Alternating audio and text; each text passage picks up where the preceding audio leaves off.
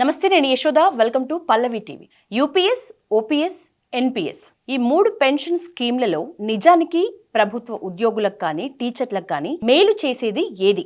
ఈ విషయంపై ఇటు ప్రభుత్వ ఉద్యోగుల్లో అటు టీచర్లలో ఆసక్తికరమైన చర్చ కొన్నేళ్లుగా జరుగుతోంది. మరి ఏది వాళ్ళకి మేలు చేకూరిదిగా ఉంది? ఈ విషయాలపై 36 ఏళ్ల అనుభవం ఉండి వీటిపైన మూలాల దగ్గర నుంచి ఎంతో అవగాహన ఉన్న టిగారియా జనరల్ సెక్రటరీ, గురుకుల పాఠశాల ప్రిన్సిపల్ మధుసూదన్ గారు ఇవాళ మన స్టూడియోతో ఉన్నారు. స్టూడియోలో సార్తో మాట్లాడి వీటిపై కూలంకషంగా చర్చిద్దాం. సార్ నమస్తే.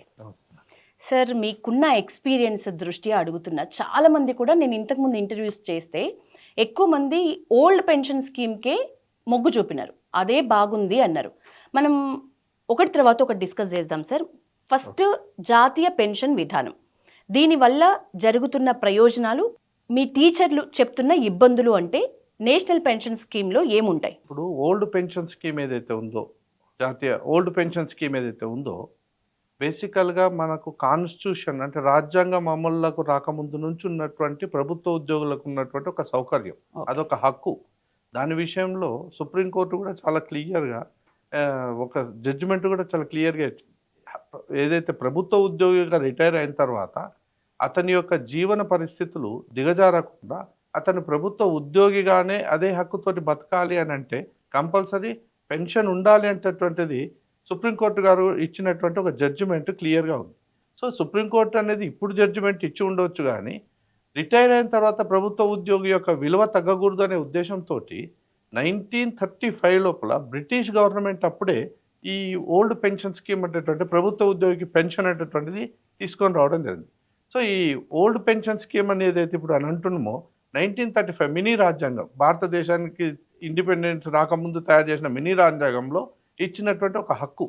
అంటే ప్రభుత్వ ఉద్యోగికి తన లాస్ట్ తీసుకునేటటువంటి దానికంటే తగ్గకూడదు, దానివల్ల అతని జీవనం సాఫీగా జరగాలి, అతను చివరి వరకు కూడా ఒక ప్రభుత్వ ఉద్యోగానే గుర్తింపు పొందాలి, ఎవరి మీద ఆధారపడకూడదు అనేటటువంటి ఒక బ్రాడ్ ఐడియాతోటి బ్రిటిష్ ప్రభుత్వం ఇచ్చినటువంటి ఒక హక్కు అది ఇప్పటివరకు కూడా 2004 వరకు కూడా మన దేశంలో కొనసాగినది. ఓకే, అంటే బ్రిటిషర్ల కాలం నాటి ఓల్డ్ పెన్షన్ స్కీమే బాగుంది అని ఎక్కువ మంది చెప్తున్నారు. దీనికి కారణాలు ఏంటి సార్? ఎందుకు ఇప్పుడు కొత్తగా వచ్చిన మోదీ తీసుకొచ్చిన OPS, UPS unified pension scheme ఇది ఎందుకు చాలా మందికి నచ్చట్లేదు? ఓల్డ్ పెన్షన్ స్కీమ్ ఎందుకు చాలా మందికి నచ్చుతోంది? ఇప్పుడు ఓల్డ్ పెన్షన్ స్కీమ్లో తర్వాత న్యూ సిపిఎస్ కానీ ఇప్పుడు మొత్తం మనం 3 విధాలుగా చెప్పుకోవచ్చు. ఒకటి ఓల్డ్ పెన్షన్ స్కీమ్ ఓపీఎస్, తర్వాత సిపిఎస్ ని ఇంకో విధంగా ఎన్పిఎస్ అని కూడా అంటారు, నేషనల్ న్యూ పెన్షన్ స్కీమ్, లేకపోతే నేషనల్ రకరకాలుగా పర్యాయ పదాలు ఉన్నాయి. తర్వాత దాంతోపాటు ఏంటంటే మూడోది యూపీఎస్, ఇప్పుడు మోడీ గారు ప్రభుత్వంలో తీసుకొచ్చినటువంటిది యూపీఎస్. సో 2004 సెప్టెంబర్ 1 నుంచి ఏదైతే అమల్లోకి వచ్చిందో దాని క్లియర్ కట్ ఉన్నటువంటి మీనింగ్ ఏంటంటే సిపిఎస్ అంటే కంట్రిబ్యూటరీ పెన్షన్ స్కీమ్. ఇక్కడ మీనింగ్ మాటల్లోనే మనకు అర్థమవుతుంది, ఎంప్లాయీ కంట్రిబ్యూషన్ అనేటటువంటిది కంపల్సరీ ఉండాలి. వేరే ఓపీఎస్లో ఎంప్లాయీ కంట్రిబ్యూషన్ అనేది ఉండదు, పూర్తిగా ప్రభుత్వమే తన ఉద్యోగస్తులు కానీ ఉపాధ్యాయులు కానీ ఎంత కావాలనేటటువంటిది ముందుగానే ఒక ఫండ్ అనేటటువంటిది రేజ్ చేసుకొని ఇచ్చేటటువంటిది ఓపీఎస్. కానీ ఏదైతే సిపిఎస్ అనుకోండి, లేకపోతే ఇప్పుడు ఉన్నటువంటి యూపీఎస్, కొత్తగా కేంద్ర ప్రభుత్వం తెచ్చినటువంటి యూపీఎస్లో కూడా ఎంప్లాయీ కంట్రిబ్యూషన్ అనేటటువంటిది కంపల్సరీ ఉంటుంది. అయితే సిపిఎస్కు తర్వాత కొత్తగా వచ్చినటువంటి యూపీఎస్కు ఉన్న తేడా ఏంటంటే ఎంప్లాయీ 10% ఏదైతే కంట్రిబ్యూట్ చేస్తాడో, ఫస్ట్ 10% ఉంటే దాన్ని 14% చేసిండు, తర్వాత 18% ఇప్పుడు ఎంప్లాయర్ కంట్రిబ్యూట్ ఉంటుంది యూపీఎస్లోకి వచ్చేవారు. సో బట్ వేరే ఈ కంట్రిబ్యూషన్ చేయాల్సిన అవసరం ఏముంది? నేను చేస్తున్నది ప్రజాసేవనే కదా, మేము కంపల్సరీ ప్రజలకు సేవ చేయడం కోసమే మొత్తం దాన్ని త్యాగం చేస్తున్నాం కదా అనేటటువంటి ఒక ఆలోచన అనేటటువంటి ఉద్యోగస్తులో ఉంది. కాబట్టి మా అమౌంట్ను మీరు మళ్ళీ తిరిగి ఇచ్చడం ఏంటి అనేటటువంటి ఒక నిరుత్సాహం అనుకోండి, లేకపోతే ఒక రకమైనటువంటి వాటి మీద వారికి ఉన్నటువంటి ఆలోచన విధానం ఆ విధంగా ఉంది. సార్, కొంతమంది ఇదే విషయంలో కొంతమంది మా కాంట్రిబ్యూషన్ కూడా ఉండాలి, మేమేం ఫ్రీగా తీసుకోవడానికి రెడీగా లేము, అంటే కొంత గౌరవప్రదంగా ఉండాలంటే మా కాంట్రిబ్యూషన్ కూడా ఉండాలి, కాబట్టి ఇదే కరెక్ట్ అనే వాళ్ళు కూడా ఉన్నారు, లేరంటారా? అది చాలా తక్కువ. ఓకే. అంటే వీటి మీద పూర్తిగా అవగాహన లేనటువంటి వాళ్ళు. ఎందుకంటే సపోజ్ సిపిఎస్ తీసుకుందాం. ఓకే. మన కంట్రిబ్యూషన్ 10% ఉంది. హ్మ్. 10% ఫస్ట్ గవర్నమెంట్‌ది ఉండే దాని తర్వాత 14% చేసిండ్రు. హ్మ్. సో ఇప్పుడు ఏదైతే ఎంప్లాయర్ అనేటటువంటి ఏదైతే ఉందో గవర్నమెంట్ అనుకోండి, లేకుంటే పబ్లిక్ సెక్టర్స్ అనుకోండి, ఎంప్లాయర్ 14% ఇచ్చినటువంటి దాన్ని తీసుకుపోయి ఎక్కడ పెడుతున్నారు? ఆ కంట్రిబ్యూషన్ అనేటటువంటి దాన్ని మళ్ళా ఒక స్థిరమైనటువంటి ఆదాయం ఇంత వస్తుందని చెప్పట్లేదు. హ్మ్. అక్కడ ఏం చేస్తున్నారంటే దాన్ని తీసుకుపోయి కాంట్రిబ్యూటరీ పెన్షన్ స్కీమ్ ఏదైతే ఉంటుందో ఒక రెగ్యులేటరీ అథారిటీని ఏర్పాటు చేసి అక్కడ ఫండ్ పెడుతున్నారు. ఓకే. వారు ఒక 40% దాన్ని తీసుకొని పోయి మ్యూచువల్ ఫండ్స్లలో కానీ ఇతరత్ర వాటిలో పెట్టుబడి పెట్టి చివరికి అది లాస్ కావచ్చు, ఎంతనైనా రావచ్చు. అంటే ఒక అన్సర్టెనిటీ అనేటువంటిది క్లియర్ కట్గా వస్తుంది కాబట్టి ఎంప్లాయీస్ చాలామంది దానికి ఇష్టమైనటువంటిది. ఇప్పుడు సపోజ్ మనం బయట మీరు అన్న దాని ప్రకారం తీసుకుంటే బయట ఎల్ఐసిలో కానీ లేకపోతే పోస్ట్ ఆఫీస్లో కానీ వీరు ఏదైతే స్కీమ్స్ పెడతారో ఖచ్చితంగా ఈ సర్టెన్ పీరియడ్ తర్వాత ఇంత వస్తుంది అనేటటువంటిది చాలా మందికి తెలుస్తుంది. సో దాని ప్రకారమే వారి యొక్క పెట్టుబడి అనేటటువంటిది అనుకోండి, లేకపోతే వారి యొక్క ఆదాయం అనుకోండి, లేకుంటే వారికి ఉన్నటువంటి వనరుల నుంచి పెడుతూ వస్తుంటారు. బట్ వేరే ఇక్కడికి వచ్చే వరకు ఎంత ఇస్తామనేటటువంటిది చెప్పట్లేదు. మీరు ఈవెన్ నాకున్నటువంటి నాలెడ్జ్ ఎల్ఐసిలో 2 రకాలైనటువంటి ఉంటుంది. ఒకటి ప్యూర్లీ మ్యూచువల్ ఫండ్స్ తోటి లింక్ అయి ఉంటుంది, కొన్ని నాన్ లింక్డ్ ఉంటాయి. సో చాలా మంది ప్రిఫర్ ఏం చేస్తారంటే నాన్ లింక్డ్ ఎక్కువ ప్రిఫర్ చేస్తారు. బట్ ఒకవేళ నాన్ లింక్డ్ చాలా ఎంత ఎడ్యుకేట్ చేసినప్పటికి కూడా నాన్ లింక్డ్కి ఎందుకు పోతారంటే ఇంత ఖచ్చితంగా వస్తుంది అనేది మైండ్ ఫిక్స్ చేసుకోవడం అనేటటువంటిది మనకు మొదటి నుంచి ఉన్నటువంటి అభిప్రాయం. కాబట్టి ఎందుకంటే ఓల్డ్ ఏజ్ లేనే ఎవరికైనా ఆర్థికపరమైనటువంటి అవసరాలు అనుకోండి, తర్వాత వైద్యపరమైనటువంటి ఖర్చులు అనుకోండి, ఇతరత్ర అన్నీ ఉంటాయి. కాబట్టి ఎంత వస్తుంది అనేటటువంటి తెలియకుండా స్థిరంగా ఉండకుండా ఏదో వచ్చేది ఎంతైనా రానివ్వండి అని చెప్పి పెట్టేటటువంటి ఒక జూదం అనేటటువంటి దాంట్లో ఎవరికి ఇష్టం అనేటటువంటిది ఉండదు బేసికల్. ఓకే సార్, ఇందాక భవిష్యత్తు దృష్ట్యా నిజానికి మీరు అన్నట్లు పెన్షన్ స్కీమ్ ఏదైనా సరే అల్టిమేట్ గోల్ ఉద్యోగికి సంక్షేమం కోసం ఉపయోగపడాలి. అందులో కూడా నా నాలెడ్జ్, నా అభిప్రాయం ప్రకారం అయితే పెళ్ళైనా ఇల్లైనా కొంత సుఖంగా శాంతంగా బ్రతకాలన్నా కూడా ఆరోగ్యం ఉండాలి.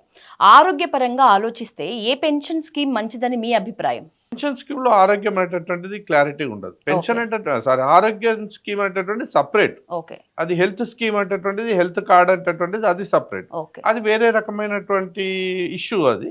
సో అక్కడ ఏమవుతుందంటే రిటైర్డ్ అయినటువంటి ఎంప్లాయీకి గవర్నమెంట్ ఇచ్చేటటువంటి హెల్త్ స్కీమ్ ఉందో క్యాష్లెస్ హెల్త్ స్కీమ్ ఉండాలంటటువంటిది ప్రతి ఉద్యోగి కానీ ప్రతి ఎవరైనా కూడా కోరుకునేటటువంటి. బట్ పెన్షన్ కు దానికి ఇది ఉండదు. ఓకే సార్, ఇప్పుడు 3 పెన్షన్ స్కీమ్లలో టీచర్లు ఎక్కువగా దేన్ని ఇష్టపడుతున్నారు సార్ మీ అభిప్రాయం ప్రకారం? టీచర్ అయినా, ఉద్యోగి అయినా, ఉపాధ్యాయుడైనా, ఈవెన్ పబ్లిక్ సెక్టర్ ఎంప్లాయ్ అయినా, లేకపోతే ఎవరైనా కూడా కార్పొరేషన్ ఎంప్లాయ్ అయినా ఫస్ట్ ఇష్టపడేది ఓల్డ్ పెన్షన్ స్కీమ్. ముఖ్యంగా దాంట్లో వదిలే చాలా ప్రయోజనాలు అనేటటువంటి ఉన్నాయి. దాంట్లో ఒకటి స్థిరమైనటువంటి ఇన్కమ్ అనేటటువంటిది ఒకటి ఉంటుంది, ఒక ఫిక్స్డ్ ఇంత వస్తుంది అనేటటువంటిది ఉంటుంది, ఫ్యామిలీ పెన్షన్ అనేటటువంటిది ఉంటుంది, కాంట్రిబ్యూటరీ పెన్షన్ అనేటటువంటిది ఉంటుంది. ఇట్లా రకరకాలైనటువంటి ప్రయోజనాలు కొత్త వాటిలో ఉండవు. కాబట్టి మోరోవర్ అన్నిటికంటే ముఖ్యంగా మనం ఇంతకుముందు చెప్పుకున్నట్టు కంట్రిబ్యూషన్ నేను ఎందుకు చేయాలి అనేటటువంటి దాని దగ్గర చాలా మంది విముఖత చూపిస్తారు. కాబట్టి ఓపీఎస్ఏ ఇది. ఓకే, అయితే యూపీఎస్ లో కాంట్రిబ్యూషన్ ఉంది కాబట్టి ఎక్కువ మంది వ్యతిరేకిస్తున్నారు అంటున్నారు. ఎక్కువ మంది అంటే సిపిఎస్ కంటే కొద్ది బెటర్ పొజిషన్ యూపీఎస్. సిపిఎస్ లో ఏంటంటే అసలే తెలియదు, ఒక ఫిక్స్డ్ అనేది లేదు. ఇప్పుడు యూపీఎస్ కు సిపిఎస్ కు ఉన్నటువంటి తేడా ఏంటంటే యూపీఎస్ లో చాలా క్లారిటీగా లాస్ట్ 10 months బేసిక్ ఏదైతే ఉందో ఆ బేసిక్ ను పరిగణలోకి తీసుకొని ఇంత పెన్షన్ అనేటటువంటిది ఉంటుంది, దాని మీద డిఆర్ అనేటటువంటిది ఉంది, దాంతోపాటు పెన్షన్ ఫ్యామిలీ పెన్షన్ అనేటటువంటిది కూడా యూపీఎస్లో ఉంది. సో ఈ రకమైనటువంటి ఫెసిలిటీస్ సిపిఎస్లో లేవు. అక్కడ ఏంటంటే మన అమౌంట్ను వేరే ఫండ్ ఎక్కడనో కంట్రిబ్యూట్ దాన్ని ఇన్వెస్ట్మెంట్ చేసిన తర్వాత మనకి ఇచ్చేటటువంటి 60% ఇచ్చి రిమైనింగ్ 40% ఆ వచ్చినటువంటి లాభాల మీద ఆధారపడి అంటారు. కాబట్టి సిపిఎస్ కంటే బెటర్ యూపీఎస్. ఈ రెండిటికంటే చాలా బెస్ట్ అన్ని అసలు అల్టిమేట్ ఓపీఎస్. సో ఓపీఎస్ కోసం మీరు ఏమైనా ఫైట్ చేస్తున్నారా సార్ ఇప్పుడు ఉద్యోగులు, లేకపోతే కోరుకుంటున్న సంగతి ప్రభుత్వం వరకు వెళ్ళిందా? ఖచ్చితంగా ప్రభుత్వం దృష్టికి వెళ్ళింది. కాబట్టే కాంగ్రెస్ గవర్నమెంట్ ఎలక్షన్స్ కంటే ముందు తన మేనిఫెస్టోలో ఖచ్చితంగా ఓపీఎస్ ఇంప్లిమెంట్ చేస్తామనేటువంటి హామీ ఇచ్చింది జరిగింది. ఈరోజు రాష్ట్రంలో 2 లక్షల మంది, తెలంగాణ రాష్ట్రంలో 2 లక్షల మంది ఓపీఎస్ ఉద్యోగ ఉపాధ్యాయులు ఉన్నారు. వేరే ఆంధ్రాలో 3.5 లక్షల మంది ఉద్యోగ ఉపాధ్యాయులు ఉన్నారు ఓపీఎస్ పరిధిలో. వారు అందరికీ ఏంటంటే భవిష్యత్ అనేటటువంటిది, ప్రతి ఒక్కరికి కూడా భవిష్యత్ అనేటటువంటిది ప్రశ్నార్థకమైనప్పుడు చాలా టెన్షన్ ఉంటుంది. సో దాని నుంచి బయటపడాలని అంటే చాలా దాంట్లో ఒక ఎన్నికల యొక్క ముద్ద అయిపోయింది ఈ యొక్క అంశము. ఈవెన్ తెలంగాణలో కూడా కాంగ్రెస్ తన మేనిఫెస్టోలో చాలా క్లియర్గా చెప్పింది, వచ్చిన తర్వాత ఇమ్మీడియట్గా మేము ఓపీఎస్ను అమలు చేస్తాము, ఎట్టి పరిస్థితిలో పాదేది. సో కాంగ్రెస్ గవర్నమెంట్ ఉన్న ప్రతి చోట అమలు చేస్తున్నాము అనేటటువంటి హామీ ఇప్పుడు ఉన్నటువంటి గౌరవ ముఖ్యమంత్రి గారు కూడా చాలాసార్లు చెప్పి ఉన్నారు. చాలా పోరాటాలు అనేటటువంటి కూడా వాటి కోసం ఓపీఎస్ ఉద్యోగస్తులు చేస్తున్నారు. సో అది జరుగుతున్నటువంటిది, ప్రభుత్వం దృష్టికి పోలేదని కాదు. కానీ ప్రభుత్వం అనేటటువంటిది ఆ అధికారంకి వచ్చిన తర్వాత మళ్ళీ కాలయాపన జరగడం అనేటటువంటిది ఒకటి కావచ్చు. తర్వాత దాని సాధ్యాసాధ్యాలు ఏంటో మళ్ళీ మేము అనుకోకుండా హామీ ఇచ్చినామంటేటువంటి ఆలోచనో ఏంటో కానీ 2 సంవత్సరాలుగా ఈ ఓపీఎస్ మీద ఏం లేదు. ఈరోజు భారతదేశంలో 5 రాష్ట్రాలు ఎన్పిఎస్ అంటే ఏదైతే సిపిఎస్ను తీసేసి మళ్ళీ ఓపీఎస్ను ఇచ్చాయి. ఈ 5 రాష్ట్రాలు ఏంటి? పంజాబ్, తర్వాత హిమాచల్ ప్రదేశ్, జార్ఖండ్, ఛత్తీస్గఢ్, 5 రాష్ట్రాలు. సో ఈ 5 రాష్ట్రాలు ఏవైతే ఉన్నాయో ఇచ్చినాయి. కానీ అదే కర్ణాటక హామీ ఇచ్చింది, వేరే తెలంగాణ కూడా హామీ ఇచ్చింది. కానీ ఎలక్షన్స్ అయిన తర్వాత వాటి మీద ఇంత ప్రభుత్వం నుంచి చర్య లేకపోవడం వల్ల ఈ 2 లక్షల మంది ఉద్యోగులు కూడా మేము మోసపోయామా అనేటటువంటి ఒక ఆలోచనలో ఈరోజు పరిభ్రమిస్తున్నారు. సో ప్రభుత్వం వాళ్ళే పెట్టిండ్రు మేనిఫెస్టోలో మేము ఇస్తాము అని చెప్పేసి, కాబట్టి ఇచ్చారు. అదే బీజేపీ తన ఎలక్షన్ మేనిఫెస్టోలో ఎక్కడ కూడా ఈ ఓపీఎస్ తెస్తామంటేటువంటి చెప్పకుండానే 2025లో ఇక యూపీఎస్ అనేటటువంటి దాన్ని తీసుకోవడం అంటే వారికి కూడా అర్థమైంది, బీజేపీ గవర్నమెంట్ కూడా ఇది ఒక పెద్ద అంశం అవుతుంది. దేశం మొత్తం ఏదైతే కేంద్ర ప్రభుత్వ ఉద్యోగులు ఉన్నారో 23 లక్షల మంది ఉంటారు, అన్ని రాష్ట్ర ప్రభుత్వాలు ఉద్యోగాలు తీసుకుంటే 93 లక్షల మంది ఉంటారు. సో ప్రతి చోట కూడా ఇది ఒక పెద్ద అంశం అవుతుంది. అంటే ఒక అభద్రతా భావానికి లోనవుతున్నారు అనేటటువంటి భావనతోటి యూపీఎస్ కేంద్ర ప్రభుత్వం తెచ్చింది, కానీ అది పూర్తిగా ఓపీఎస్ పరిధిలో మాత్రం ఆ రకంగా మాత్రం తేలేదంటేటువంటిది అందరికీ ఉంది. సార్, కేంద్ర ప్రభుత్వ ఉద్యోగులే 23 లక్షల పైన అంటున్నారు మీరు. సో కేంద్ర ప్రభుత్వ ఉద్యోగులకి రాష్ట్ర ప్రభుత్వ ఉద్యోగులకి పెన్షన్ స్కీమ్ విధానంలో డిఫరెన్స్ ఉంటుందా? ఉంది. ఇప్పుడు ఏదైతే యాక్ట్ ఏదైతే 2004లో వచ్చినటువంటి కాంగ్రెస్ గవర్నమెంట్లో తెచ్చినటువంటి యాక్ట్ ఏదైతే ఉందో, అంతకుముందు కేంద్ర ప్రభుత్వ ఉద్యోగులకైనా రాష్ట్ర ప్రభుత్వ ఉద్యోగులకైనా ఒకే రకమైనటువంటి పెన్షన్ విధానం ఉండే. సో అప్పుడు సిపిఎస్ అనేటటువంటి తేవడం వల్ల ఆటోమేటిక్గా 2 రకాలైనటువంటి ఎంప్లాయీస్ అయిపోయారు. ఒకటి ఓపీఎస్ ఎంప్లాయీస్ అయినారు, ఒకటి సిపిఎస్ అయినారు. ఇప్పుడు 3వది వచ్చింది, ఇప్పుడు యూపీఎస్ ఎవరికి వచ్చింది?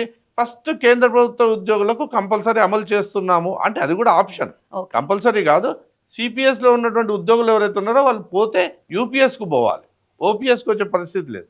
సో ఈ విధంగా కేంద్ర ప్రభుత్వం అనేటటువంటిది తన ఉద్యోగస్తుల కోసం, అదేవిధంగా రాష్ట్రాలకు ఆప్షన్ ఇవ్వడం జరిగింది. మీరు సిపిఎస్ అన్న కంటిన్యూ చేయండి, లేకుంటే యూపీఎస్ అన్న చేయండి. ఇక ఇక్కడ ఓపీఎస్ రావాలంటే మాత్రం ఇక్కడ రాష్ట్ర ప్రభుత్వాలు ఏదైతే ఉన్నాయో వాళ్ళు చట్టం ద్వారా వాళ్ళు మార్చాల్సినటువంటి అవసరం ఉంటుంది.